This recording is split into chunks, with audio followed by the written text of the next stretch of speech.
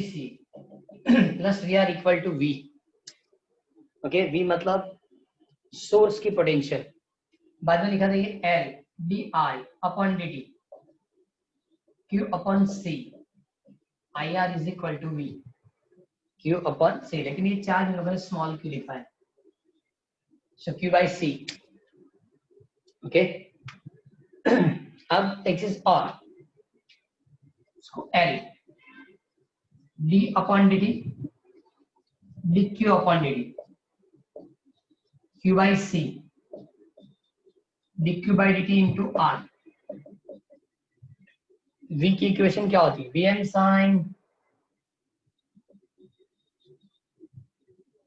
M sine omega T. Okay, इसको sequence में arrange कर रहा हूं, पहले L D square Q by D T square, मतलब पहले ये टर्म रहेगी। Okay, plus R D Q upon D T plus Q by C is equal to V M sine omega T. Clear? अब इसको एल से divide कर दो, so d square q by d square r by l dq by dt q by l into c vm sin omega t divided by l, क्योंकि पूरे equation को l से divide करना पड़ेगा। जब ये इक्वेशन उन लोगों को मिला तो उसको differential equation of electric charge ऐसा बताया जाता है। फिर से बोल रहा हूँ, differential equation of electric charge for LCR is the series combination. Differential equation of LCR is the series combination. क्योंकि d square q by dt square r by l dq by dt q upon LC vm by m sin omega t। अब suppose आपको याद है तो 14 chapter oscillation के अंदर 3 differential equations थे, बहुत साल पहले की बात होगी ना, 3 equation in oscillation 14 chapter in 11 dx by dt plus omega into dx by dt plus omega t equals to 0। वो तो फर्स्ट वो differential equation of simple harmonic motion, मैं आपको पूछा तो 3 डिफरेंशियल इक्वेशन थे, सिंपल हार्मोनिक मोशन, बाद में damp oscillation and forced oscillation. Forced oscillation की जो डिफरेंशियल इक्वेशन है वो इक्वेशन इसके साथ मैच हो जाती है, और वो कौन सी थी वो लिख रहा हूं मैं, d square y by dt square d by m dy by dt plus omega square y f0 sin omega t upon m। ये इक्वेशन 11th के अंदर फोर्स्ड ऑसिलेशन के लिए थी। ये दोनों इक्वेशन कंपेयर करो, इक्वल है, d square Q by dt square मतलब ये इक्वल, ये रेशियो भी इक्वल हो गया, इसको ओमेगा स्क्वायर y देखो vm by l sin omega t f0 sin omega t by m दोनों इक्वल। अब 11th के अंदर इस डिफरेंशियल इक्वेशन की सॉल्यूशन थी y is equal to a sin omega t plus phi की जगह है थीटा लिखेंगे, y is equal to a sin omega t plus theta. Okay, इसको हम a मतलब क्या होता है, amplitude, amplitude is the maximum displacement, तो इसको ऐसे भी लिख सकते हैं कि y is equal to ym sin omega t plus theta. ये दोनों इक्वेशन इक्वल, इसकी सॉल्यूशन इस टाइप की रहती है, इस इक्वेशन की सॉल्यूशन में लिख रहा हूं, इस इक्वेशन की सॉल्यूशन लिखिए qm sin omega T plus theta, ये दोनों इक्वल, इसकी ये सॉल्यूशन है, इस इक्वेशन की सॉल्यूशन ये होगी, टेक्स्ट में इस तरह से लिख के दिया है। Okay, q is equal to qm sin omega T plus theta. Suppose ये इसके सॉल्यूशन है तो हमको तो दो चीज चाहिए, चलो ये q यहां सब्स्टिट्यूट कर सकते हैं। ओके, इसको डेरिवेट करो dq by dt, qm common sorry constant, sin की derivative cos omega T plus theta into omega रहेगा, एक काम करें ओमेगा पहले से लिख रहा हूं, QM omega cos omega t plus theta. Okay, ये कौन सी वैल्यू आई? इसको डेरिवेट करेंगे with respect to time. QM constant, sine की derivative cos omega t plus five, omega t plus theta की डेरिवेटिव ओमेगा। ओके, अभी एक और बार इसको डेरिवेट करना पड़ेगा। So now D square cube by D square. देखो QM कांस्टेंट, ओमेगा की जगह ओमेगा स्क्वायर कर रहा हूँ, cos की derivative minus sine omega t plus theta, और ओमेगा t प्लस थीटा की डेरिवेटिव ओमेगा, मतलब मैंने क्या कर दिया ओमेगा स्क्वायर। तो आंसर ये हो गया कि minus QM omega square sine omega t plus theta. 1, 2 और 3 तीनों वैल्यू इस इक्वेशन में ऐड करना पड़ेगा।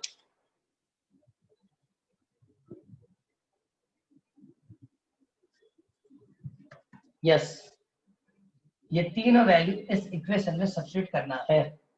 चलो देखते हैं कहां तक जाता है। ओके, सबसे पहले D square Q upon D T square, मतलब ये लिखना पड़ेगा minus QM omega square sine omega T plus theta. हो गया टर्म, सॉरी ये टर्म कंप्लीट हो गई। अब so plus R by L, plus क्या लिखेंगे R by L D Q by D T, मतलब QM omega cos omega T plus theta. Okay, उसके बाद सुना प्लस Q की वैल्यू क्या होगी QM अपन क्या लिखना पड़ेगा? Okay, sine is equal to VM by L sine omega T plus sine omega T only, not plus. Okay चल, ये क्या काम हो फिर से रिपीट कर रहे हैं। ये टर्म यहाँ ऐड कर दी, R बाय L है ही, इक्विवेलेंट मतलब ये यहाँ ऐड करेंगे, सॉरी इस जगह पे Q की value QM sign omega T plus theta divide by L से, और वो जो रहा VM बाय L वही का वही रहेगा। ओके, सब्स्टिट्यूशन कंप्लीट हो गई। ओके, अब उन लोगों ने क्या बताया कि इस इक्वेशन को L से मल्टीप्लाई कर दो। चलो ये जरूरत नहीं थी, पहले से बता तो लिख देते। एक काम कर रहा हूं मैं, QM ओमेगा, यहाँ ओमेगा नहीं तो ओमेगा से मल्टीप्लाई करेंगे, ओमेगा से डिवाइड करेंगे। ओके, और वहां से QM ओमेगा कॉमन निकालना है। सबसे पहले तो उन लोगों ने क्या कि पूरे इक्वेशन को L से मल्टीप्लाई किया, L से, और बाद में चलो L से मल्टीप्लाई कर दे QM omega square L sine omega T plus theta R QM omega किससे मल्टीप्लाई किया L से, मतलब L cancel, cos omega T plus theta plus QM by C sine omega T plus theta and VM sine omega T. पहले हमने क्या काम किया, L से मल्टीप्लाई किया। अब सभी जगह से QM ओमेगा कॉमन निकालना है। QM ओमेगा कॉमन, तो क्या बाकी रहेगा minus omega L, QM omega बाहर आ गया, minus omega L sine omega T plus theta, QM omega बाहर आ गया, तो remaining part R cos omega T plus theta. Okay, अब यहाँ ओमेगा तो है ही नहीं, तो ओमेगा से मल्टीप्लाई किया, ओमेगा से डिवाइड किया, सो रिमेनिंग पार्ट क्या लिखेंगे प्लस QM बाहर आ गया, ओमेगा बाहर आ गया, मतलब 1 upon omega C sine omega T plus theta, omega T plus theta, bracket यहाँ complete, that is equal to VM sine omega T. यहाँ इसलिए हमने ओमेगा से मल्टीप्लाई किया, ओमेगा से डिवाइड किया, QM ओमेगा बाहर आ गया, तो 1 अपॉन ओमेगा C बचेगा। ये कंप्लीट बराबर। अब उसने इस इक्वेशन को रीअरेंज किया, पहले R cos omega T plus theta, okay, उसके बाद ये plus 1 upon omega C sine omega T plus theta, sorry यहाँ नहीं, बाद में minus omega L sine omega T plus theta, and that is equal to क्या लिखेंगे, V M sine omega T, okay, Q M omega R cos omega T plus theta plus, अब देखो ये दोनों से कौन सी ब्रैकेट कॉमन निकलेगी, तो यहां से लिख सकते हैं 1 upon omega C minus omega L sine omega T plus theta, ये दोनों से ओमेगा प्लस थीटा कॉमन निकालो, ऐसी ब्रैकेट बनेगी, and that is equal to V M sine omega T. Clear? इस टाइप की पहले पूरी अरेंजमेंट उन लोगों ने कंप्लीट करके दी है। और एक इक्वेशन लिखना तो भी लिख सकते हैं हम, ये 1 अपॉन ओमेगा सी इसको एक्स से लिख सकते हैं, एंड ओमेगा एल लिख देता हूँ यहाँ, चलो Q M omega R cos omega T plus theta, इसको लिखेंगे एक्स सी, ये होगा X L sine omega T plus theta, okay, and that is equal to V M sine omega T. Change सिर्फ यहाँ किया, X C minus X L, यहाँ तक complete हुआ। अब उन लोगों ने बताया इसको z से मल्टीप्लाई करेंगे और z से डिवाइड करेंगे, किससे, पूरे इक्वेशन को z से मल्टीप्लाई करेंगे, z से डिवाइड करेंगे। For example Q M omega z मैंने मल्टीप्लिकेशन कर दी, डिवीजन क्या होगी, R by Z cos omega T plus theta, similarly X minus XL by Z sine omega T plus theta. अब देखो यहाँ z से मल्टीप्लाई कर डिवाइड करो, कुछ चेंज नहीं होगा। यहाँ तक ये इक्वेशन है। उसके बाद उन लोगों ने बताया कि जो आगे आपने क्वेश्चंस कंप्लीट किए थे लास्ट लेक्चर के अंदर, मैंने 10, 11 और 12 कंप्लीट करवाया था, इसमें 10 नंबर क्वेश्चन चेक करो, सॉरी 11 नंबर क्वेश्चन चेक करो। 11 नंबर क्वेश्चन के अंदर एक डायग्राम था, उस दिन ये डायग्राम मैंने एक्सप्लेन किया था कि इसको रेजिस्टेंस बता सकते हैं, ये एक्सी माइनस एक्सएल है, और इसको V या Z बता सकते हैं, V या Z सम कंप्लीट कर सकते हैं। ओके, तो यहां उन लोगों ने फाई करके लिखा था, फाई। ओके चलो, R बाई Z का मतलब क्या होगा, cos phi, according to this diagram cos phi is equal to R by Z, and sin phi is equal to XC minus XL by Z, XC minus XL by Z। ये diagram मैंने 11 number question से बनाया है, और 11 number question for LCR series combination के लिए ही था।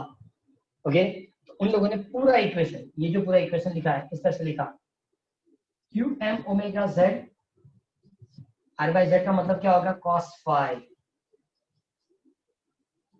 cos omega T plus theta, okay, then plus इसके लिए क्या लिखा है उसने, sin phi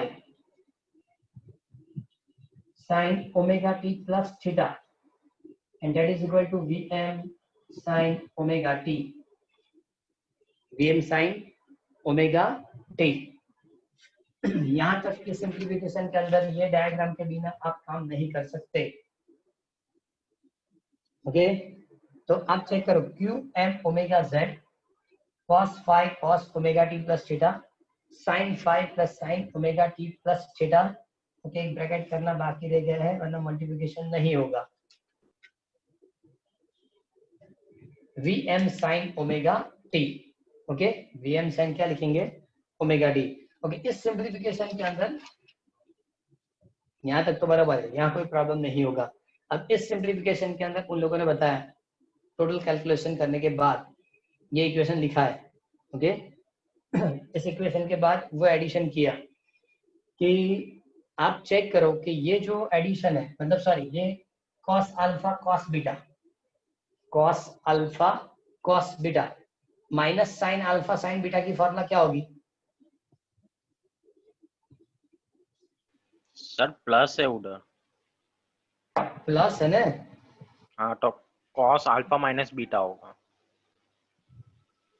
प्लस है, okay, cos alpha minus beta होगा ना, ओके, प्लस प्लस है, okay, cos five cos alpha cos beta plus sine alpha sine beta, plus होगा तो माइनस लिख रहे हैं ना ब्रैकेट में। यस। चलो ये इनिशियल पोर्शन को रफ करते हैं।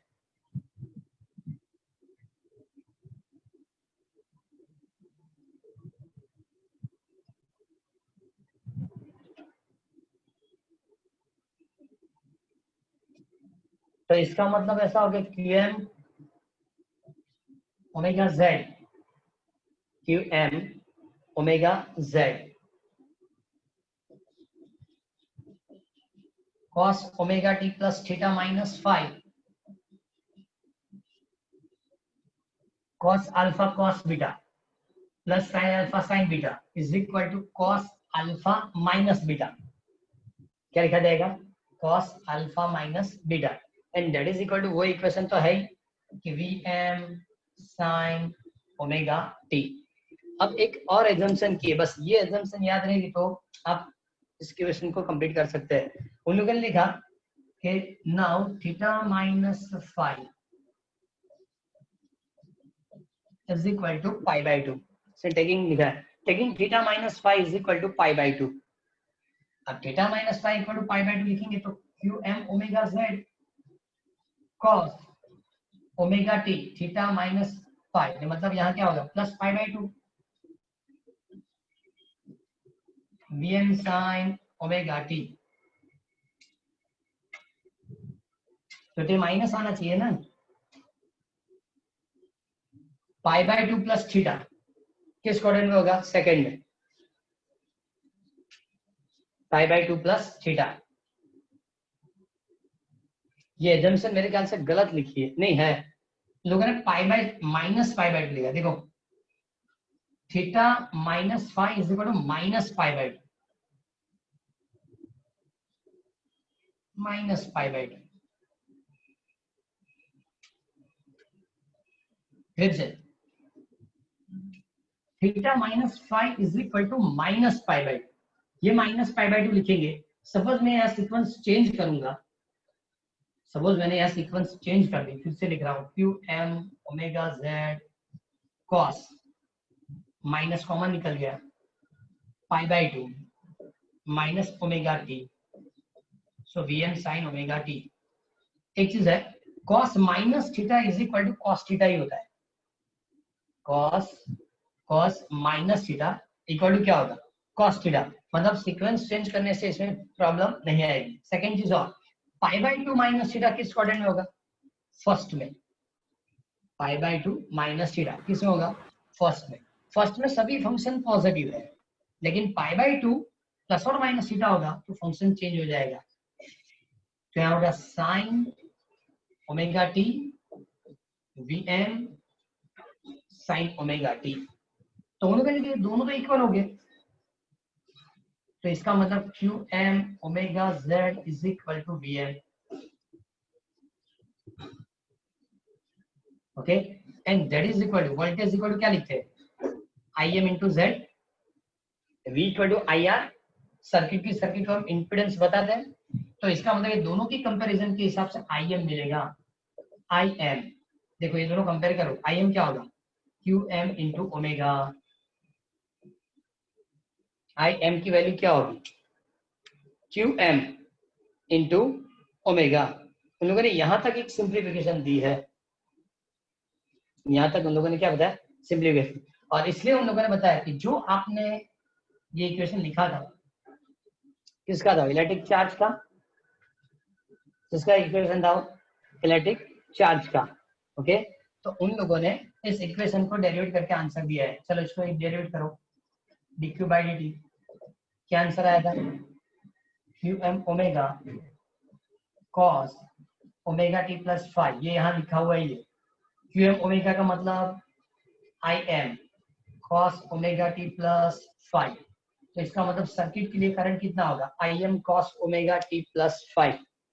और सपोज यहाँ सॉरी फाइव नहीं, theta theta theta theta theta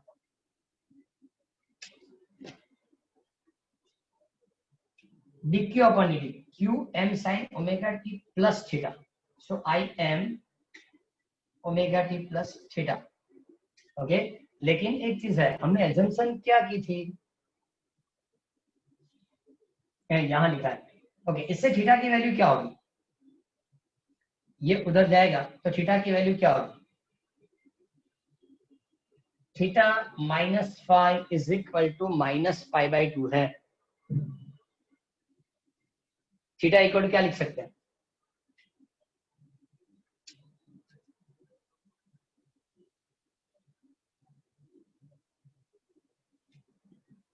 theta minus five is equal to minus pi by two, and therefore theta is equal to, तो ये उधर गया 5 माइनस पाई बाई टू, ये वैल्यूज ने ऐड कर दो। I M cos omega T plus 5 minus pi by two. यहाँ भी उन लोगों ने चेंज करके लिखा होगा I am pi by to. चलो इस पर चेंज करेंगे तो क्या लिखेंगे? पाई बाई टू माइनस थीटा मतलब फर्स्ट क्वाड्रेंट, फर्स्ट के अंदर सभी function positive. Pi by two plus theta मतलब क्या हो जाएगा? साइन का कॉस का sign,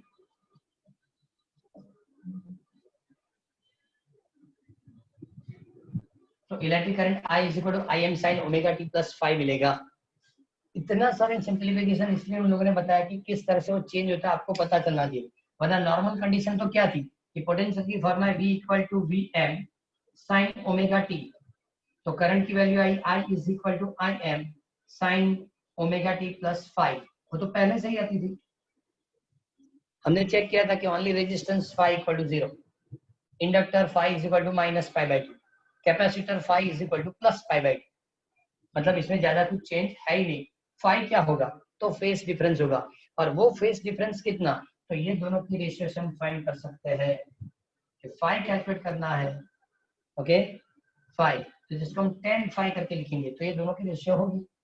so now xc minus xl divide by z and z by r, so xc minus xl upon r, ये 10 5 होगा। क्लियर? यहाँ तक उन लोगों ने लिख के दिया है, लेकिन ये सिंप्लीफिकेशन प्रिपेयर नहीं करना है क्योंकि बोर्ड ने मना किया है। मैंने इसलिए एक्सप्लेन किया, कहीं से भी कुछ क्वेश्चन हो इस डायग्राम से या कहीं भी, तो आपको पता चलना चाहिए। मेन तो इस क्वेश्चन से होगा कि एलसीआर में फाइव कितना, तो एलसीआर में five xc minus xl divide by r, xc minus xl divide by r। Maximum current कितना? So I am equal to Vm by mod Z. I am is equal to Vm upon mod Z. उतना रहेगा। Clear? ये simplification prepare नहीं करना है, लेकिन explain मैंने इसलिए किया। हाँ, एक बार चेक करना तो उस बार कर लेना। चलो इसमें आगे जो जरूरी काम है वो कंप्लीट करेंगे। 11th में रेजोनेंस पढ़ा था? Yes sir. Yes sir. Resonance की डेफिनेशन क्या थी? यस सर, जब ऑब्जेक्ट की नेचुरल फ्रीक्वेंसी और अप्लाइड फोर्स लगे हुई फ्रीक्वेंसी सेम हो जाए तो मैक्सिमम एम्पलीट्यूड से ऑसिलेट करेगा। किसी भी ऑब्जेक्ट के लिए नेचुरल फ्रीक्वेंसी होती है ओमेगा 0, और एक्सटर्नल फोर्स की जो फ्रीक्वेंसी होगी वो होगी ओमेगा। फर्स्ट के लिए ओमेगा, एंगुलर फ्रीक्वेंसी की बात करें, 11th में एंगुलर फ्रीक्वेंसी था। किसी ऑब्जेक्ट के लिए नेचुरल फ्रीक्वेंसी ओमेगा 0 और एक्सटर्नल फोर्स की फ्रीक्वेंसी ओमेगा। जब ये दोनों इक्वल होंगे तो उसकी एम्पलीट्यूड मैक्सिमम हो जाती है। ओके, ऑब्जेक्ट की एम्पलीट्यूड क्या हो जाती है? मैक्सिमम। उस फिनोमेना को क्या बताएंगे? रेजोनेंस। नंबर ऑफ एग्जांपल बताए थे। ओके, नंबर ऑफ एग्जांपल्स दिए थे। यहाँ एग्जांपल्स कुछ डिफरेंट दिया है, वो चाइल्ड को स्विंग करने के लिए बताया। मतलब क्या है कि सिस्टम की जो एंगुलर फ्रीक्वेंसी है उतनी फ्रीक्वेंसी से सपोज आप इसको स्विंग करेंगे तो इसका मतलब क्या होगा कि आप कम फोर्स के अंदर उसकी ज्यादा एम्पलीट्यूड ऑब्टेन कर सकते हैं। मतलब एयर रेजिस्टेंस नहीं होगा तो वो चलता ही रहेगा, उन लोगों को कहने का मतलब ऐसा है। लेकिन वो चीज 11 के हिसाब से है, 12 के हिसाब से बता रहा हूँ। 12 के हिसाब से क्या है कि यहाँ भी आप चेक करो कि आप करंट की या पोटेंशियल की फॉर्मूला, यहाँ ओमेगा है, यहाँ भी ओमेगा है। इसका मतलब ये दोनों भी एंगुलर फ्रीक्वेंसी के हिसाब से चेंज होते हैं। एंगुलर फ्रीक्वेंसी के हिसाब से क्या होंगे, दोनों चेंज होंगे। ओके, इसमें 15 नंबर 14 लिखने की जरूरत नहीं है, वो 11 का है। 15 number question, explain the resonance for LCR series circuit, right it's use in what kind of the circuit will it possible. ये टॉपिक कंपलसरी प्रिपेयर करना है। क्लियर? एनालिटिकल सॉल्यूशन कैंसिल हुआ, इसका मतलब इस क्वेश्चन की इंपोर्टेंस बढ़ेगी। पहले ये एनालिटिकल की इंपोर्टेंस ज्यादा थी, अगर अभी कैंसिल हो गया तो इससे अच्छा क्या रहेगा, रेजोनेंस। रेजोनेंस ऐसे पहले ओनली एमसीक्यू लिख लिया था। अब उसने क्या किया, एलसीआर सर्किट के अंदर the voltage of the amplitude VM and frequency omega, the current amplitude क्या होगा, आई एम की वैल्यू क्या होगी, वीएम बाय मॉड जेड।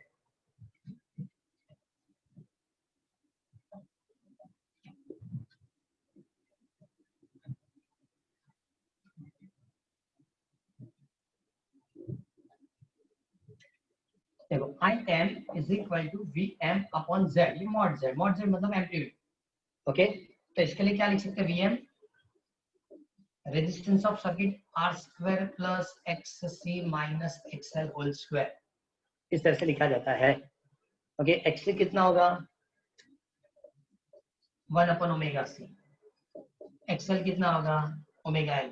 इसका मतलब ये कंपोनेंट भी depend on angular frequency. Okay, voltage की एंगुलर फ्रीक्वेंसी के हिसाब से करंट की एंगुलर फ्रीक्वेंसी आपको मिलेगी, लेकिन जो इंपीडेंस है, इंपीडेंस उसकी भी एंगुलर फ्रीक्वेंसी ओमेगा ओमेगा करके लिख सकते हैं। और आगे जो हमने अभी क्वेश्चन कंप्लीटेशन किया तो V M is equal to Q M omega Z, इसका मतलब ये क्या हुआ, I M V M equal to I M Z, ऐसा करके लिख सकते हैं। लोगों ने लिखा है कि V M equal to I M Z. इसका मतलब वोल्टेज की एंगुलर फ्रीक्वेंसी जो आपने चेंज की तो करंट की एंगुलर फ्रीक्वेंसी भी क्या होगी, चेंज होगी। करंट की एंगुलर फ्रीक्वेंसी क्या होगी, चेंज होगी। ये कैलकुलेशन पॉसिबल है। क्लियर? अब सपोज आई एम की फॉर्मूला लिखना चाहता हूं मैं, I M V M is equal to I M Z, तो क्या लिखेंगे, वी एम बाई जेड।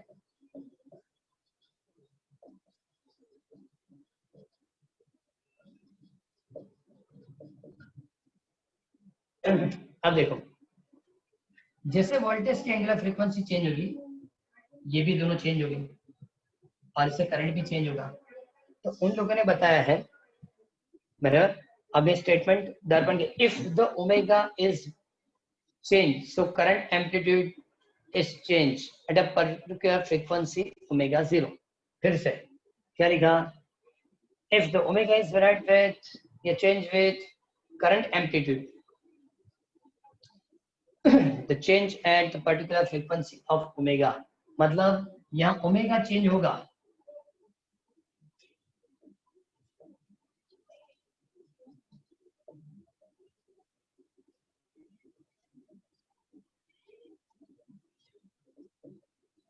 यहाँ ओमेगा चेंज होगा, इसका मतलब करंट के लिए भी ओमेगा क्या होता है, चेंज। क्लियर? पर्टिकुलर क्या लिखा उसने, पर्टिकुलर ओमेगा 0। सपोज ये ओमेगा 0 जितनी फ्रीक्वेंसी हुई, ओमेगा 0 जितनी फ्रीक्वेंसी होगी, for omega 0 X C is equal to X L. Omega 0 एक ऐसी फ्रीक्वेंसी है जिसके लिए दोनों इक्वल हो जाते हैं। इसका मतलब 1 upon omega 0 C is equal to omega 0 L. अब सोचो कि जब ये दोनों इक्वल हो गए तो bracket 0 square and square root cancel and square and square root cancel, यहां लिख रहा हूं तो ये दोनों के लिए क्या लिखे, I M is equal to V M upon R, because XC XL both are same. जब ये दोनों इक्वल होंगे तो इंपीडेंस की वैल्यू मिनिमाइज हो जाएगी, करंट मैक्सिमम होगा। और इस फिनोमेना को LCR में सीरीज रेजोनेंस बताया जाता है। ओके, ये दोनों की एंगुलर फ्रीक्वेंसी मतलब ओमेगा जीरो होगा, so XC equal to XL, 1/ωc is equal to ω0L। जब ये दोनों इक्वल होंगे ये वाली ब्रैकेट जीरो हो जाएगी, इंपीडेंस की वैल्यू रेजिस्टेंस जितनी होगी और करंट की वैल्यू मैक्सिमम होगी।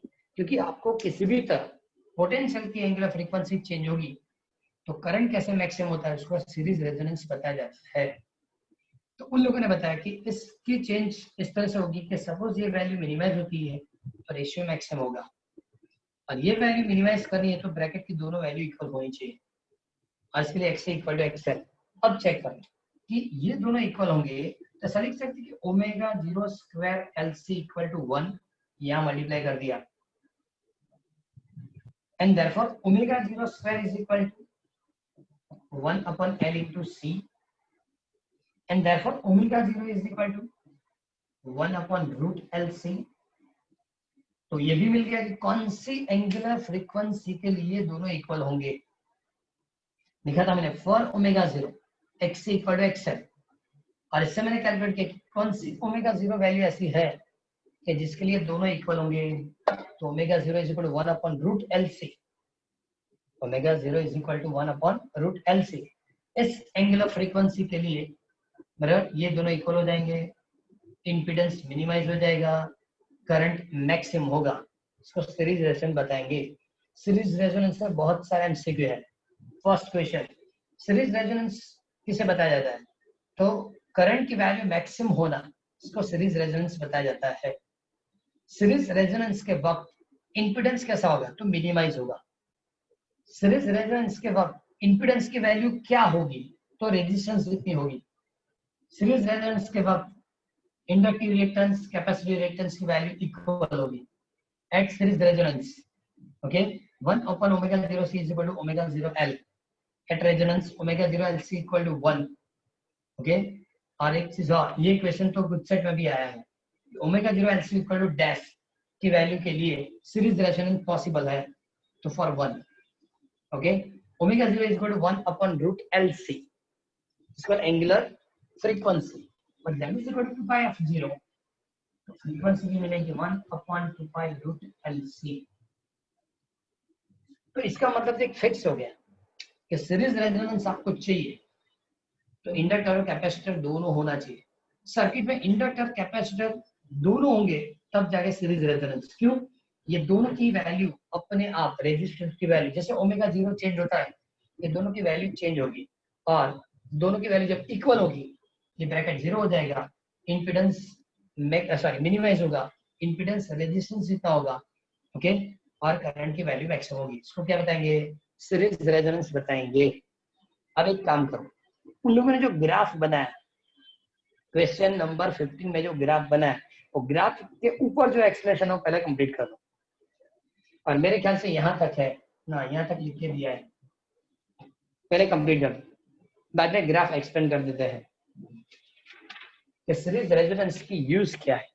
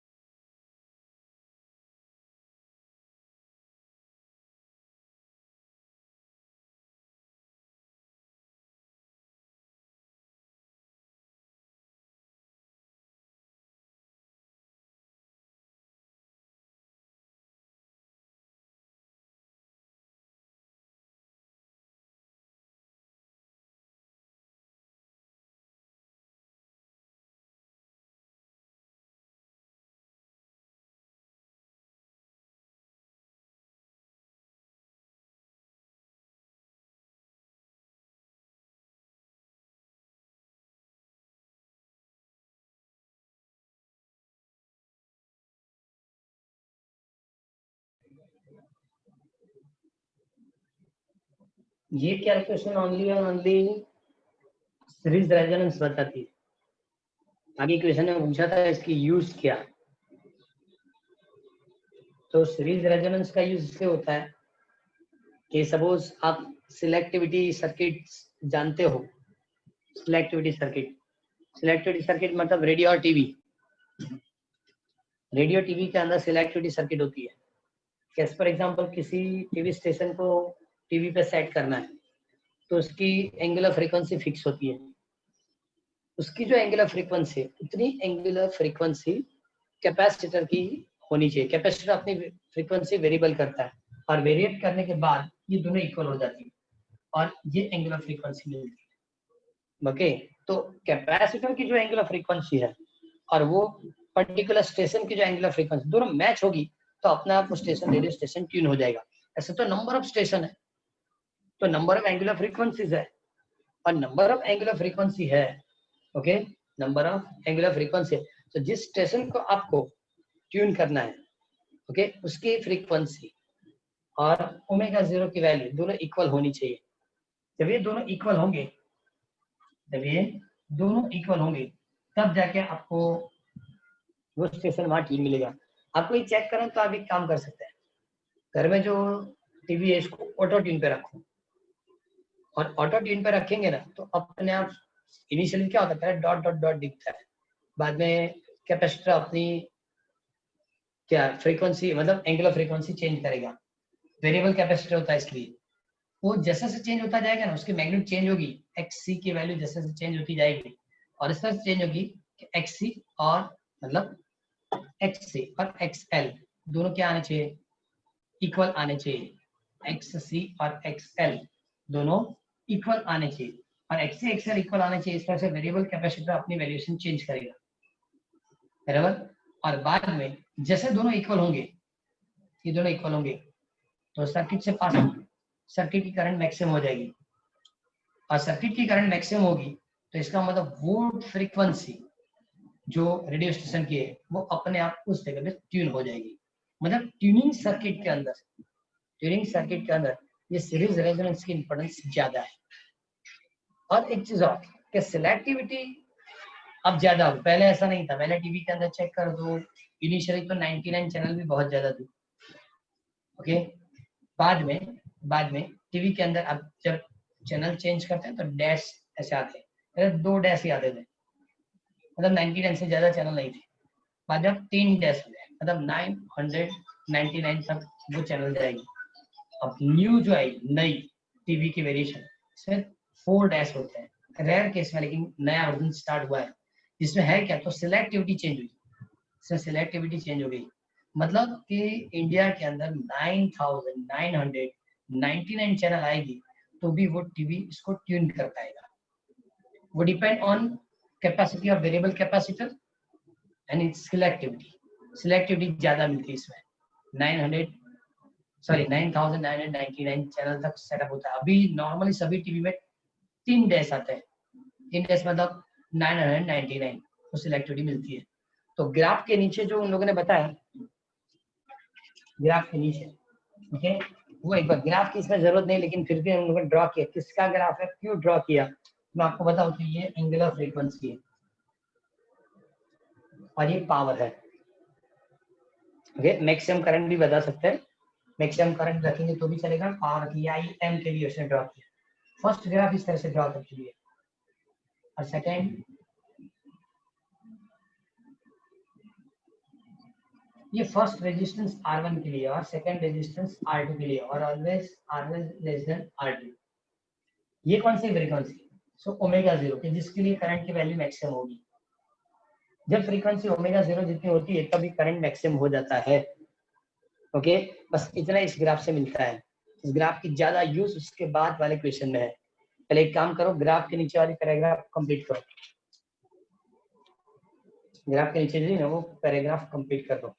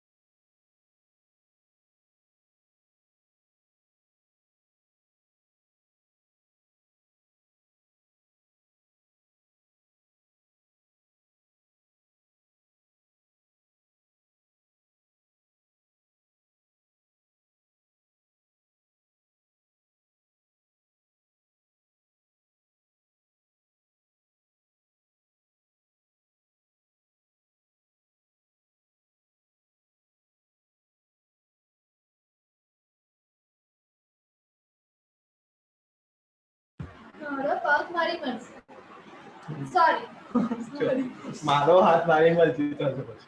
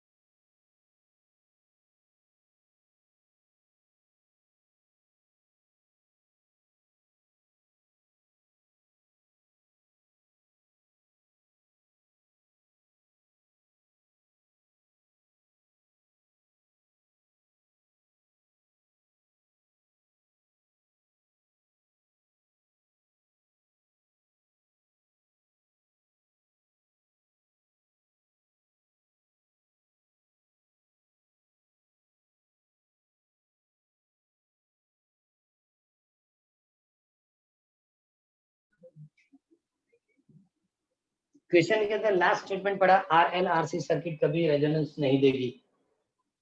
ओके, ओनली LC सर्किट में ही आपको रेजोनेंस मिलेगा, क्योंकि दोनों एक दूसरे के जो इंडक्टेंस है उसको अपोज करेंगे. क्लियर? फेस डिफरेंस है, इसलिए कैपेसिटर में π/2 करंट आगे होता है, इंडक्टर में π/2 करंट पीछे होता है, दोनों अपोजिट होते हैं, इसलिए LC सर्किट ही आपको सीरीज रेजोनेंस देगी. क्लियर? बाकी के अंदर ये पॉसिबल नहीं है. ये भी स्टेटमेंट याद रखेंगे क्योंकि वो MCQ में होता है. RL सर्किट के अंदर इंपेडेंस मतलब सीरीज रेजोनेंस पॉसिबल है कि नहीं, तो RL RC सर्किट में नहीं होगा, LC सर्किट में होगा. LC सर्किट में होगा. एक चीज और, इस ग्राफ को ड्रॉ किया तो इसकी इंफॉर्मेशन आज कंप्लीट कर लेते हैं, बाद में वो पूरा क्यू फैक्टर वाला पोर्शन नेक्स्ट में कंप्लीट करेंगे. एक चीज और, मेरे ख्याल से आज आपको मैसेज दिया गया है कि इस संडे मतलब 11 मतलब सेकेंड एंड फोर्थ संडे आपकी JEE नीट वाली टेस्ट होगी. फर्स्ट और थर्ड को आपकी टेस्ट नहीं होगी. क्लियर? मतलब आपको चैप्टर कौन सा है टेस्ट में? अगले साल बताएंगे. अब तो घर में बैठ के आराम कर रहा है, बोलते चैप्टर कौन सा है, तो आपको पैम्पलेट किसने दिया था? पूरा 100 क्वेश्चन दिए थे. हाँ नहीं, उसको पूछ रहा हूँ मैं, 100 क्वेश्चंस दिए थे, समर्थ ने पापा को दे दिया होगा, सॉल्व करो. 100 क्वेश्चन दिए थे कि आप इसको कंप्लीट करो. क्लियर? इस संडे और इस संडे सेकंड संडे है, सेकंड और फोर्थ संडे आपकी टेस्ट. फर्स्ट थर्ड को नहीं होगी, मतलब वो टाइम मिलेगा प्रिपेयर करने के लिए, मतलब वो संडे नहीं होगा टेस्ट. क्लियर? आज मैसेज रखा है, समझ की तरह नहीं पढ़ेंगे तो प्रॉब्लम हो जाएगा. ओके, इस ग्राफ के अंदर ये जो ग्राफ मैंने बनाया था for maximum current and angular frequency, और हमने इससे पढ़ा कि जब एंगुलर फ्रीक्वेंसी ओमेगा 0 होती है तब current maximum. Okay, current maximum होगा तो पावर भी मैक्सिमम होगा. करंट मैक्सिमम होगा तो पावर भी क्या होगा? मैक्सिमम. चलो इसके लिए लिख रहे हैं मैक्सिमम करंट IM हुआ, तो power is equal to IM² R. Okay, लेकिन सपोज मैंने पावर हाफ कर दिया तो करंट कितना होगा? √2 times IM divide by √2. IM divide by √2. Okay, तो इसी ग्राफ के अंदर, चलो ये ग्राफ हमने किसके लिए बनाया था? करंट वर्सेस, लेकिन अब पावर वर्सेस ड्रॉ करते हैं तो भी ग्राफ ऐसा ही बनेगा. ओके, जहां मैक्सिमम करंट है वहां पावर भी मैक्सिमम है, यहाँ करंट मैक्सिमम, तो पावर भी क्या होगा, मैक्सिमम। लेकिन हाफ नहीं, लेकिन डिवाइड बाय √2, Im/√2 जितना पावर सॉरी करंट करेंगे तब पावर क्या हो जाएगा, हाफ। अब उन लोगों ने करंट के लिए आपको ग्राफ बताया, डायग्राम में करंट के लिए बताया, मैक्सिमम के लिए मैक्सिमम। अब इसको Im/√2 मुझे ड्रॉ करना है, तो यहाँ से लाइन ड्रॉ करना पड़ेगा। Im/√2 ये Im है, डिवाइड बाय √2 1.414 करेंगे, जो वैल्यू से यहाँ से लाइन ड्रॉ करो, तो ये ω0, इसको ω1 बताएंगे, इसको ω2। ओके, और उन लोगों ने बताया कि जितना ये गैप बड़ा होगा सिलेक्टिविटी ज्यादा मिलेगी, ये गैप जितना कम होगा उतनी सिलेक्टिविटी कम होगी। क्लियर? लेकिन मैंने एक चीज और भी बताया कि ये डेल्टा ओमेगा है और ये पोर्शन भी डेल्टा ओमेगा है, तो आप लिख सकते हैं कि ω1 is equal to ω0 plus delta omega, but ω2 is equal to ω0 minus delta omega. तो ये दोनों का डिफरेंस क्या हो सकता है, ω1 माइनस ω2 क्या होगा, इससे इसको माइनस करेंगे तो 2 डेल्टा ओमेगा मिलेगा, 2 डेल्टा ओमेगा। इसको हाफ पावर बैंडविड्थ बताया जाता है, हाफ पावर। ये हमने किसके लिए ड्रॉ किया था, पावर जब हाफ होता है वो, तो इसको half power bandwidth, ω1 minus ω2 is half power bandwidth. Text में वर्ड नहीं है, लेकिन गुड साइड में बहुत बार कुछ हाफ पावर बैंडविड्थ क्या होता है, तो ω1 माइनस ω2 या 2 delta omega is half power bandwidth, जहां पावर की वैल्यू हाफ होती है। क्लियर? आज ज्यादा कंप्लीट नहीं करेंगे, एनालिटिकल जिसको पढ़ना है वो पढ़ेंगे, एनालिटिकल ऐसे भी टॉपिक पे कैंसिल हो चुका है, ये मैंने आज इसलिए एक्सप्लेन किया कि आपको एक बार पता चल जाए, बराबर। और मेन जो क्वेश्चंस आपको लिखने हैं,